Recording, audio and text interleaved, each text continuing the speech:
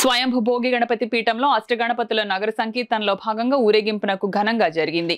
103వ శ్రీవారి జపయజ్ఞ పారాయణ కార్యక్రమం భక్తి శ్రద్ధలతో ఆరాధకులు పూజలు చేశారు. కలియుగ దైవం శ్రీ వెంకటేశ్వర స్వామి వారి వ్రత నిర్వహణ వలన ప్రారబ్ధ జన్మతః ఏర్పడిన కర్మలు వైదొలిగి సత్కర్మలు నిర్వహించే భోగ భాగ్యం కలుగుతుందని కాకినాడ స్వయంభూ భోగి గణపతి పీఠం పేర్కొంది. పీఠం వ్యవస్థాపక ఉపాసకులు దూసలపూడి రమణరాజు ఆధ్వర్యంలో శనివారం ఉదయం శ్రీవారి 103వ జపయజ్ఞ పారాయణం శుభప్రదంగా నిర్వహించారు. పీఠం వ్యవస్థాపక ఉపాసకులు దూసలపూడి రమణరాజు మాట్లాడుతూ గణపతి నవరాత్రులలో శ్రీవారి పాదపూజ అవకాశం ఏర్పడటం శ్రీవారి భక్తుల అదృష్టంగా పేర్కొన్నారు.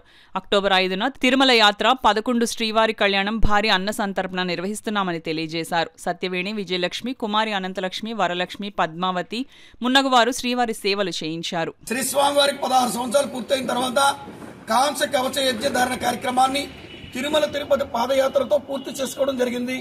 ఆ కృతజ్ఞతా భావంతో ఈ కలియుగ ఆది స్వయంభూ శ్రీ వెంకటేశ్వర స్వామి వారికి 108 వారాల పాటు జపయజ్ఞ పారాయణగా పాద పూజా కార్యక్రమాలు పూర్తి చేసుకున్నటువంటి క్రమంలో ఇప్పుడు 43వ గణపతి నవరాత్రుల్లో ఈ 4వ రోజున ఉదయం వేళ పూజా కార్యక్రమంలో ఆ యొక్క కార్యక్రమాన్ని పూర్తి చేసుకునేటువంటి సువర్ణ అవకాశం లభించింది.